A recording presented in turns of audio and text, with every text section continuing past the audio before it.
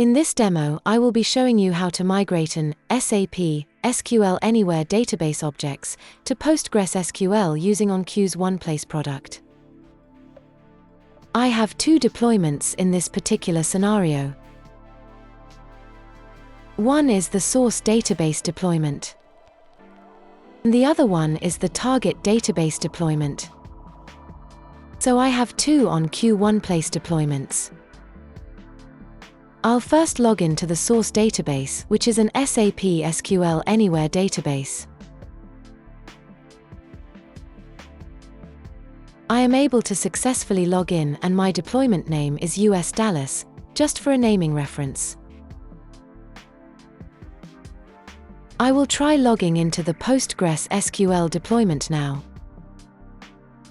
My Postgres SQL deployment name is UK London, as the other reference. There are two different deployments for the source and target databases. So initially, I will configure the source database. In this case, I will add a database. I already have the credentials inside my ONQU OnePlace deployment, which is the US Dallas source database. I will select the alias name. The username is 1P-user, which is the database user inside the source database, and the password. The source database is running on port 2638, so database name is IMSDB. Since I already have the credential details, I can just view it and see if the connection works fine. Great, the connection works fine here, and I have the IMS database name, and the product is SQL Anywhere, with the product version as 17.0.11. So, the source database is configured successfully now. I would like to see how my target database connection looks similar to SAP SQL Anywhere. I have a credential called PG_DB. Here my database username is Postgres, and the password is whatever password you have given for the Postgres database user. And the port PostgresDB is running on port 5432, with the Postgres database name custDB. So, I will select that and I will view the details, and I'm able to connect successfully to the ONQU target database as well, so back to the source database. We have to do the analysis of tables in order to make sure that all the tables and columns are compatible to a Postgres SQL database. So, I will select the tab table. And I will select the alias name, which we created before we get details. Now I will choose the schema details from that source database, and I will start analyzing my objects inside the source database. It'll take a couple of minutes to go and look into all the columns, the data types, the column width, whether it is a null column or not, or whether you know there is a primary key associated with that column, and what are the default values.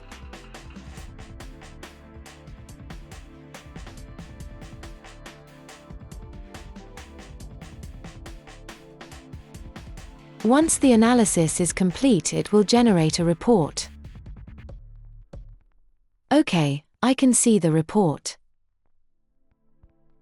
It has completed the analysis, and I can actually generate the report here, so it clearly shows that Postgres SQL doesn't support keywords, such as window and offset, as column names, so we have to change those column names in those tables. We have to discuss this with the application team, and change those column names within the application.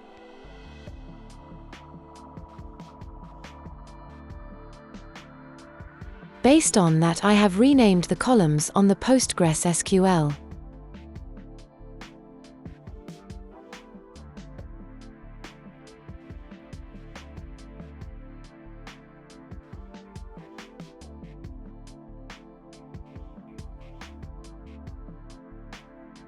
My next step is to migrate the tables which we analyzed to the Postgres SQL database, so I have a menu called Heterogeneous Initial Load.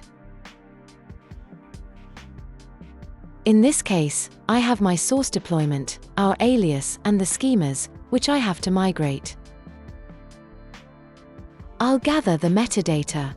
Give a job name for this metadata, and I will choose the target deployment and the target database credentials, so its source and target get connected to the database successfully.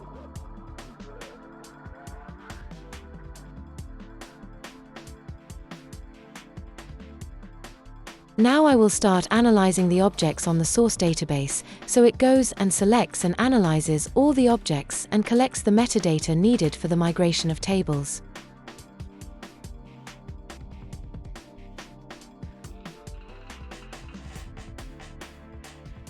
It is going and fetching all the database metadata credentials from the source database. Okay, it has now completed all the analysis.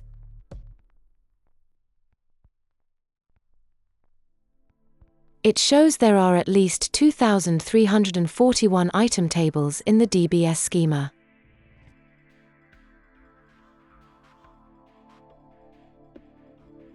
Now I will go ahead and apply the metadata onto the target database, so it goes and creates all the tables in the target database.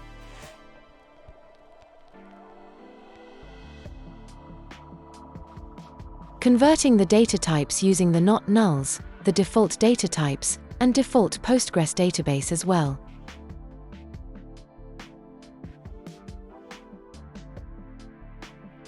In this case, it got created successfully on the target database.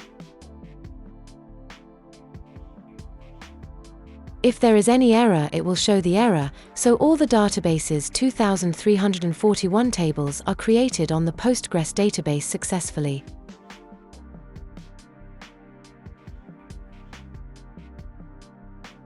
The next thing is to migrate the views, procedures, and triggers accordingly. So, I will choose one of the schemas, which is a DBA schema, and here my source database view of metadata is displayed over here.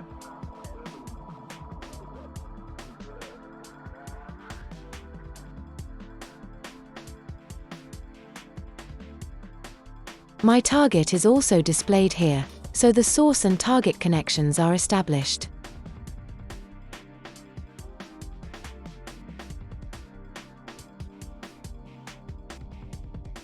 I will try converting it, so it goes and converts the corresponding details accordingly on the target database, and then it actually goes and creates the view successfully.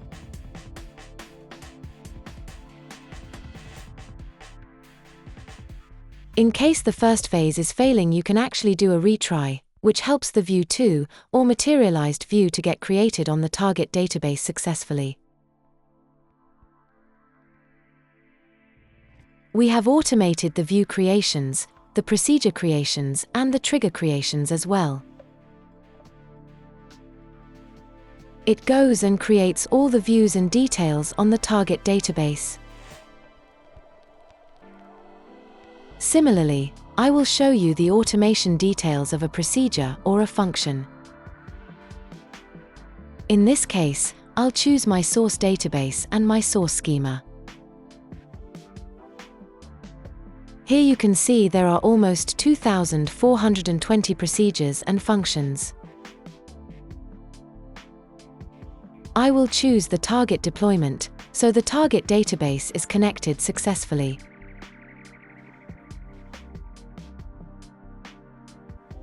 Now I can either convert it one by one, or I can convert it using an automated function.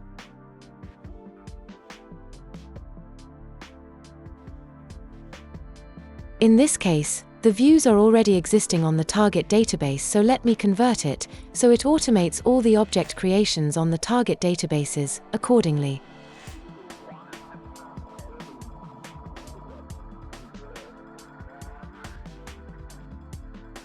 We can see that some of the procedures and functions are failing, so this function is a lock count.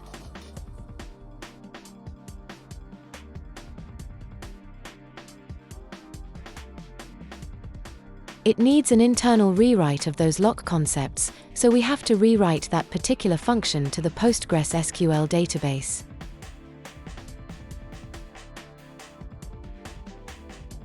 Similarly for the DB connection from locked. So those have to be rewritten. You can actually see those logs as well, to see what's causing this error of not being created on the target database because of local temporary tables.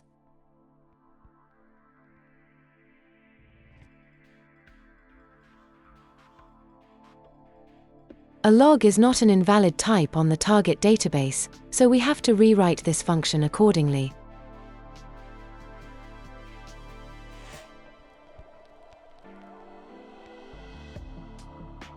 Similarly, with DBA, of, check, visit, difference, it is involving that specific conversion, so you can see that you know what is the difference over here and the error is also here.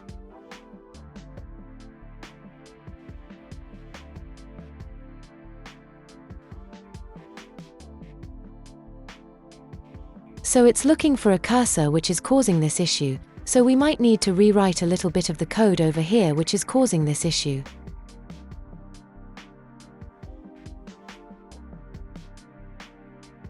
Similarly, you can see all those object creations are going on and it gets automated, so once the automation is complete, it generates a report.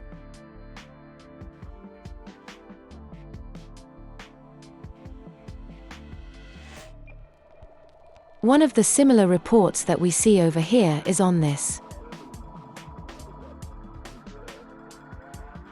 This is the report which got generated, so in this case you know it actually lists all the objects which are created and some objects are not loaded, which means that we are not able to get that source code from the source database for some reason.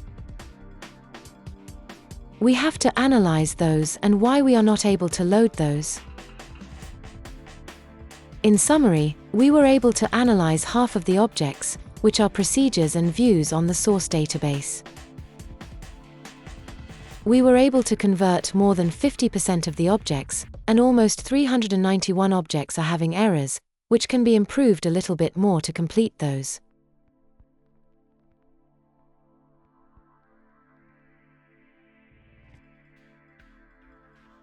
To automate those errored objects to get converted to a Postgres SQL corresponding object, that is how the procedure conversion procedure and function conversions works.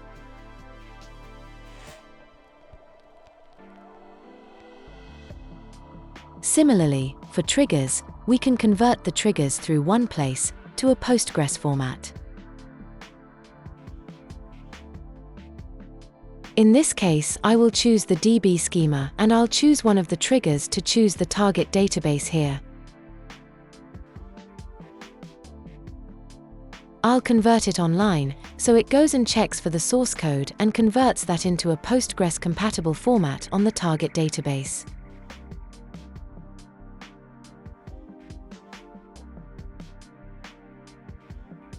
Here the function and the trigger were created successfully and the table is existing over there on the collection follow-up, so we might need to create this particular table on the target database.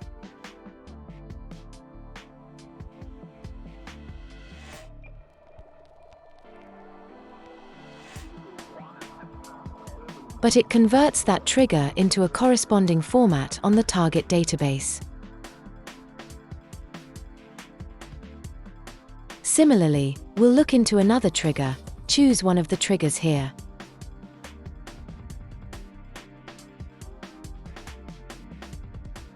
Okay, we converted it.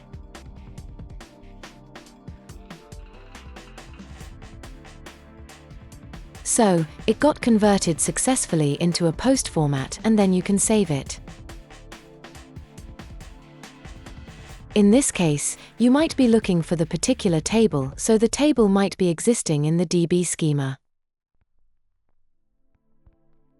It created successfully, so similarly you can do the views as well in a similar way by converting those views into the corresponding Postgres SQL format.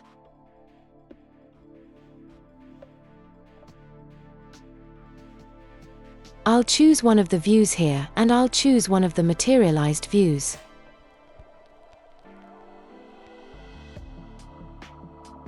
then this view is already existing on the target database.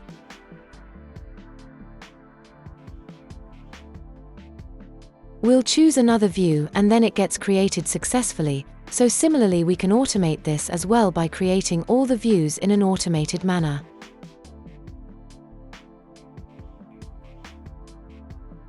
Thereby recreating all the objects on the target database in the Postgres format successfully. For more information, please contact ONQU support. Thank you for listening.